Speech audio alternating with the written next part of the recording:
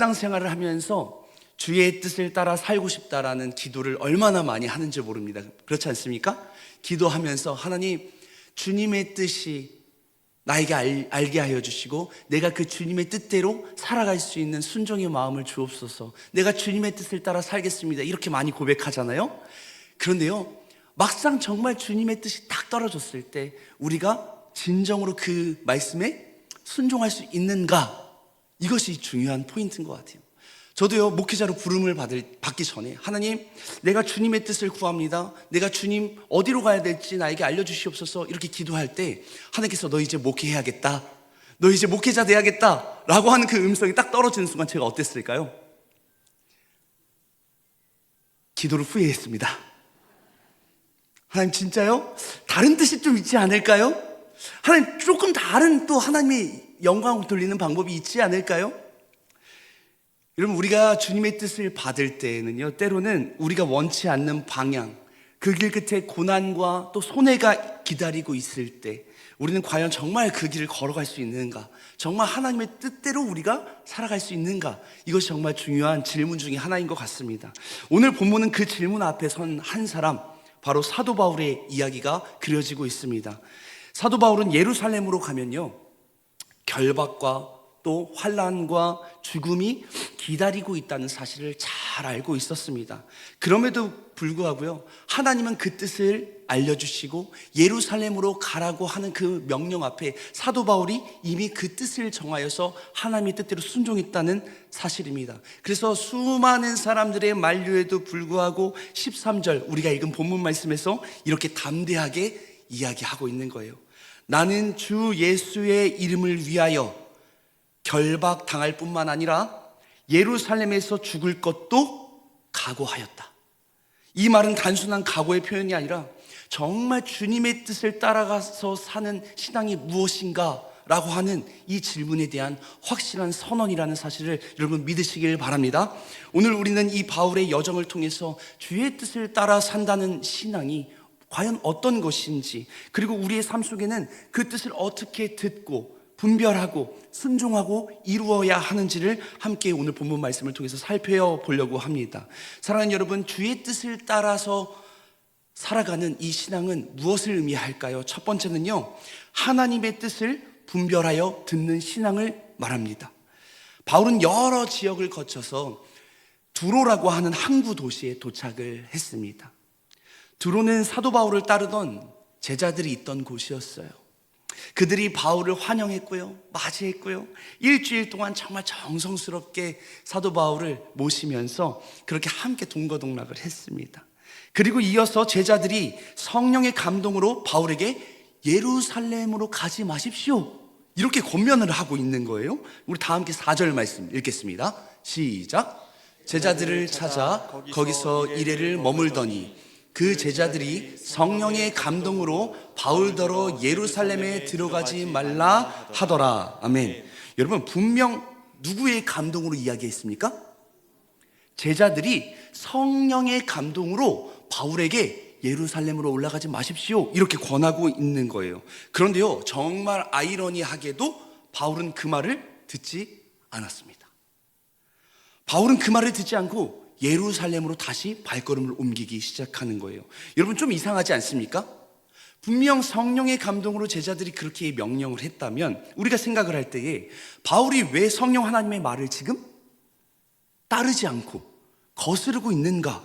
왜 성령님께서 말씀하셨는데 바울이 불순종을 하는 것일까? 이런 의문이 들지 않습니까? 바울이 성령님이 말씀하셨는데 왜 지금 불순종을 하고 있는 걸까요? 여기에는요, 중요한 신학적인 해석이 필요합니다. 우리가 함께 사도행전 20장, 이 전장이죠, 본문의 전장 20장 22절 말씀과 본문 4절을 한번 비교해서 이야기하겠는데요, 우리 20장 22절 말씀 한번 먼저 읽어볼까요? 시작. 보라, 이제 나는 성령에 매여 예루살렘으로 가는데 거기서 무슨 일을 당할는지 알지 못하노라. 아멘. 여러분, 이 전장인 20장에서는 사도 바울이 누구에게 매였다고 합니까? 성령에 매여서 어디로 향해 가요? 그럼 예루살렘으로 가는 것은 성령님의 뜻입니까? 아닙니까? 성령님의 뜻입니다. 그런데 방금 읽은 4절, 본문의 4절 말씀 보니까 또 성령으로 감동으로 받아서 제자들이 예루살렘에 들어가지 말라고 해요. 너무 이상한 거예요. 성령 하나님이 한 입 가지고 두 말 하는 것처럼 이렇게 보인다는 이야기죠. 그럼 정말 성령 하나님께서 지금 예루살렘으로 가길 원하시는 걸까요? 원하지 않으시는 걸까요? 이것은 무슨 뜻인가? 바로 이런 뜻입니다. 성령께서는요, 제자들에게 보여주신 것도 또 사도 바울에게 말씀하셔서 명령하신 것도 다 일관되게 동일하게 예루살렘으로 가라고 말씀하신 겁니다. 무슨 말인가? 제자들에게 성령의 감동으로 알려주신 사건은 예루살렘에 가서 바울이 고난을 받을 것이다 라고 하는 사실을 알려주셨다는 거예요. 그런데 제자들은 그 성령의 감동으로 말씀받은 그 말씀을 어떻게 해석합니까? 그럼 가지 말아야죠, 이렇게 해석을 하는 거예요. 그러니까 성령 하나님께서 알려주신 사실이 있고 그 사실을 잘못 해석해서 인간적인 해석으로 그럼 가지 마십시오, 이렇게 구별해서 우리가 봐야 된다는 거예요. 성령의 계시와 인간의 해석이 완전히 달랐다는 것입니다. 성령님은 예루살렘에서 고난 받을 것에 대한 위험을 말씀하셨지만 멈추라고 하신 것은 아니었다는 거예요. 성령님께서 주신 이 감동은 바울로 하여금 고난을 두려워하지 말고 준비하라고 하는 하나님의 준비의 메시지, 그 부르심이었다는 사실입니다. 그러나 제자들은 전혀 다른 해석을 하면서 오히려 성령 하나님의 뜻을 막고 있는 장애물의 역할을 지금 하고 있는 거예요. 사랑하는 여러분, 하나님의 뜻을 우리가 제대로 분별하지 못하면, 제대로 해석하지 못하면 우리는 정말 하나님의 길을 따라가는데 전혀 다른 방향성을 가지고 살아갈 수밖에 없습니다. 그래서 말씀을 읽음과 동시에 그 읽고 올바르게 해석하고 하나님의 말씀이 정말 말씀되어짐을 우리가 믿으면서 우리가 정확하게 분별할 수 있는 지혜가 있어야 하는 줄 믿습니다. 그래서 예수님께서 많은 고난을 받고 죽임을 당하고 사흘 만에 살아나야 할 것을 제자들에게 가르치셨잖아요. 그때 베드로가 무엇이라고 이야기합니까? 예수님, 그러실 수는 없습니다 하면서 항변을 하잖아요. 그때 예수님이 뭐라고 말씀하십니까? 우리 다 함께 마가복음 8장 33절 말씀 읽겠습니다. 시작. 예수께서 돌이키사 제자들을 보시며 베드로를 꾸짖어 이르시되 사탄아, 내 뒤로 물러가라. 내가 하나님의 일을 생각하지 아니하고 도리어 사람의 일을 생각하는도다. 아멘. 여러분, 우리에게는요 말씀의 분별력이 필요합니다. 바울은 성령님의 음성을 사명으로 들었던 사람이에요. 정확한 하나님의 뜻을 분별했다는 것입니다. 그래서 바울은 제자들이 눈물을 흘리며 떠나는 것을 만류함에도 불구하고 예루살렘 그 죽음의 길을 향해서 담대하게 떠나갈 수 있었던 것입니다. 주의 뜻을 듣는다는 것은요 단순히 감동을 받는 것이 아닙니다. 우리의 감정적으로 감동을 받는 것 그 이상으로 그 뜻을 올바르게 해석하고 분별하는 지혜가 있어야 합니다. 하나님의 뜻이 때로는 고난의 길, 환난의 길, 가시밭길일 수가 있다는 사실입니다. 우리가 걸어가는 길이 좁은 길, 십자가를 지고 걸어가야 하는 골고다의 길이라고 이미 예수님께서 우리에게 말씀해 주시지 않았습니까? 그래서 나의 감정도 주변 사람들도 그 길을 걸어가는 것을 만류할 수는 있지만, 그러나 주의 뜻을 분별하는 자들은요 그 길을 위험이 있다 하더라도 그 속에서 하나님의 일을 이루라고 하는 거룩한 초대에 반응하며 그 부르심에 순종하는 자인 줄 믿으시길 바랍니다. 그러므로 주의 뜻을 따라가는 신앙은 우리의 감정이 아니라, 우리의 인간적인 해석이 아니라 말씀을 듣고 성령 하나님께서 우리에게 주신 그 말씀을 분별하는 신앙인 줄 믿으시길 바랍니다. 주님, 나의 상황이 아니라 말씀으로 분별하고 내가 판단하길 원합니다. 이런 성숙한 고백을 드리면서 정말 하나님 앞에 기쁨이 되는 저와 여러분들 되시기를 주님의 이름으로 축복합니다. 두 번째, 주의 뜻을 따라가는 신앙은 무엇을 의미할까요? 두 번째는 바로 이것입니다. 고난 앞에서도 순종하는 신앙입니다. 우리 다 함께 한번 따라해 볼까요? 고난 앞에서도 순종하는 신앙을 가집시다. 두로를 떠난 바울은요, 이제 가이사랴에서 빌립이라고 하는 사람의 집에 머물게 돼요. 여기서 등장하는 빌립, 많이 들어보시지 않았습니까? 여기서 등장하는 이 빌립은요, 사도행전 8장에 사마리아 지역에서 전도를 하다가 에디오피아 내시에게 복음을 전하고 세례를 주었던 바로 그 빌립입니다. 벌써 그 시절 20년 정도의 시절이 지난 이후의 사건이에요. 빌립의 집에 이제 바울이 머물면서 그곳에서도 복음을 증거하고 하나님의 은혜들을 나누고 있는 과정 속에서 그곳에 아가보라고 하는 예언자가 등장을 합니다. 바울에게 다가왔어요. 바울의 허리띠를 가져다가 자신의 손과 발을 묶으며 이렇게 예언을 하는 거예요. 다 함께 본문 11절 말씀 읽겠습니다. 시작. 우리에게 와서 바울의 띠를 가져다가 자기 수족을 잡아매고 말하기를 성령이 말씀하시되 예루살렘에서 유대인들이 이같이 이 띠 임자를 결박하여 이방인의 손에 넘겨주리라 하거늘. 아멘.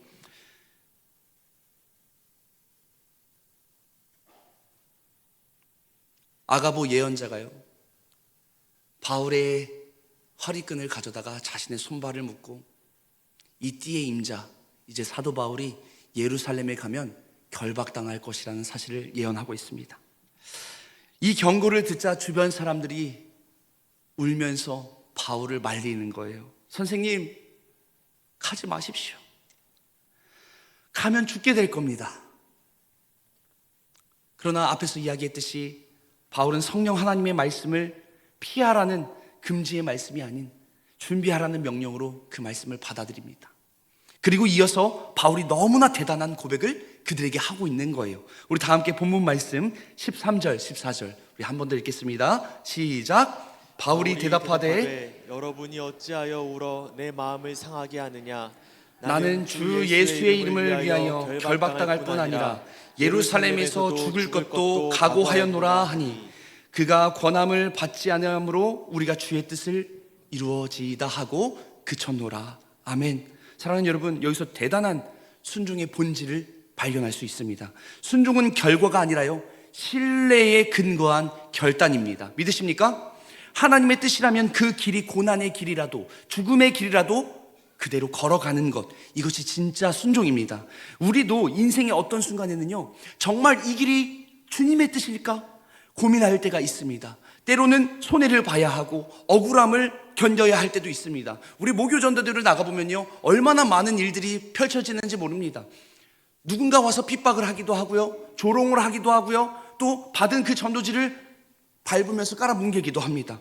여러분, 그때 우리는 어떤 마음을 가져야 되겠습니까? 이것이 고난의 길이라고 할지라도, 복음을 증거하는 것이 목숨을 내놓는 일이라 할지라도, 주님, 우리가 결과는 아무도 모르지만 주님이 이끄시는 길이라면, 주님께서 명령하신 길이라면 우리가 기꺼이 순종하겠습니다. 이런 결단이 있어야 될 줄 믿습니다. 바울은 자신의 안전보다 사명을 더 우선시했습니다. 그에게 중요한 건 살아남는 것이 아니라 주께 받은 사명을 완수하는 것이었습니다.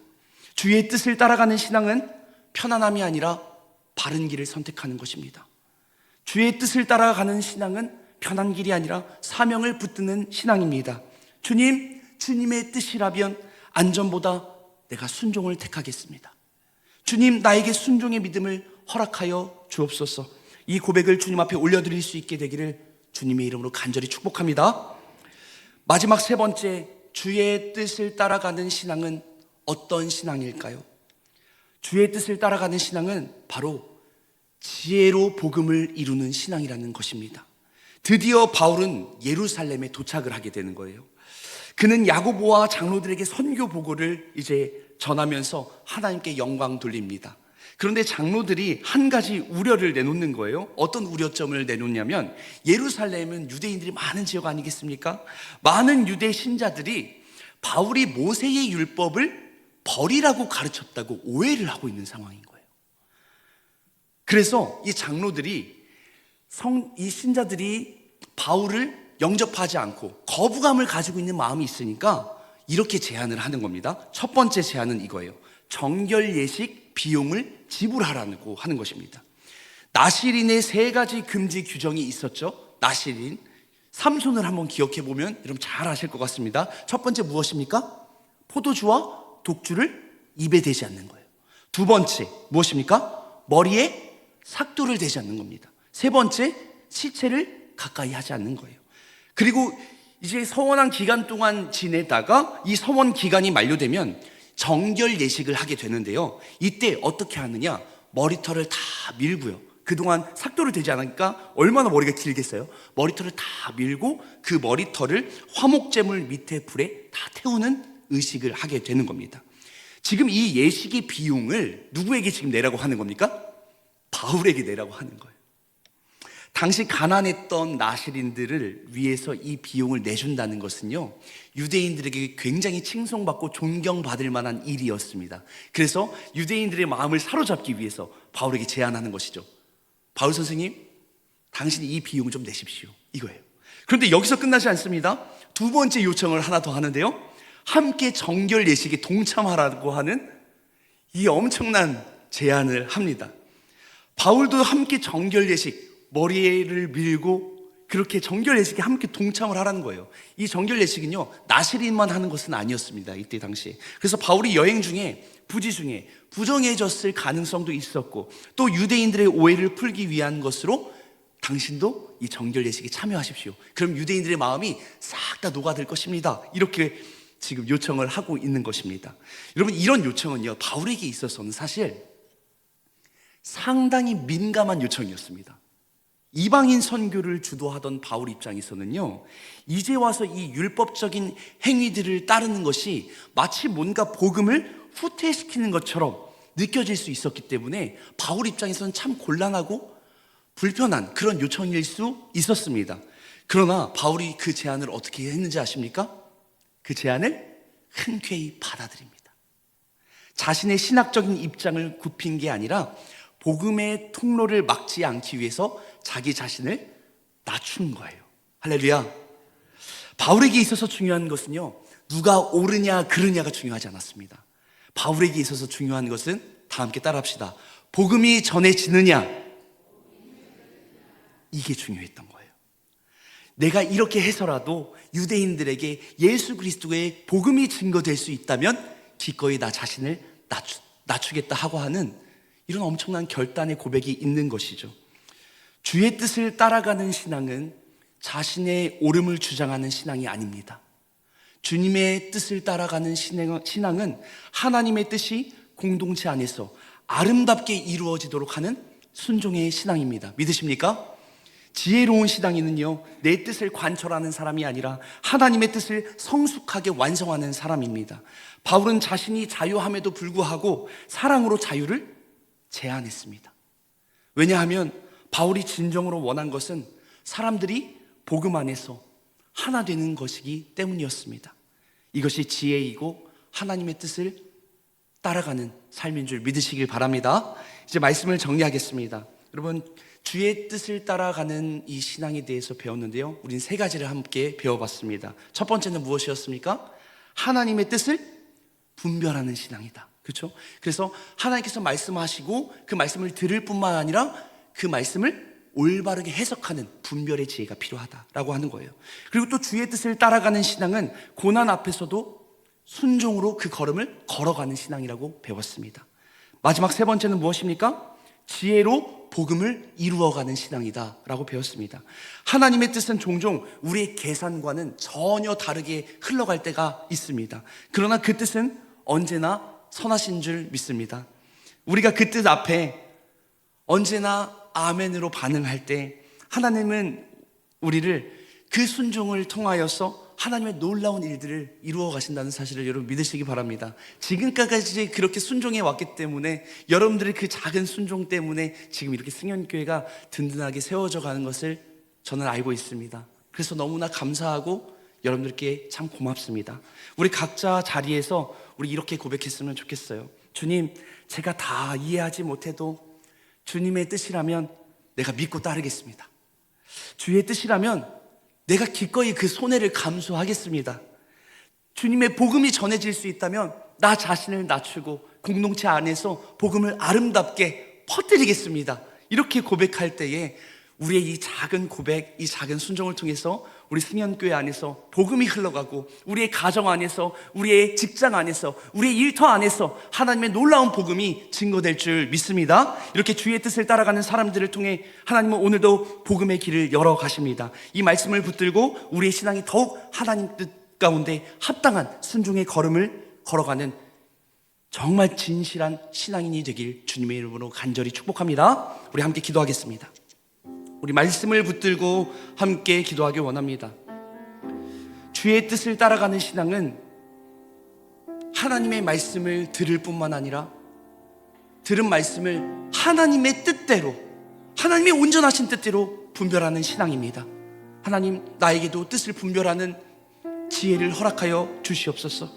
또한 주님의 뜻을 따라가는 신앙은 고난 앞에서도 순종하는 신앙인데, 하나님, 내가 고난을 알면서도 주님의 명령이라면 기꺼이 그 위험을 감수하고 길을 걸어가길 원합니다. 나에게 순종의 마음을 허락하여 주시옵소서. 또한 나에게 주신 이 복음, 놀라운 이 복음이 지혜롭게 사용되어서 우리 교회 안에서, 가정 안에서 우리 자신을 낮추고 이 복음을 지혜롭게 증거할 수 있는 은혜를 허락하여 주시옵소서. 그래서 정말 주님의 뜻대로 온전하게 순종하여 나를 통하여서 하나님의 나라가 확장되는 놀라운 역사가 있길 원합니다. 우리 간절히 소망하며 우리 주여 한번 부르시고 기도하겠습니다. 주여, 하나님 아버지, 오늘 이 시간 하나님의 말씀 가운데 우리의 머리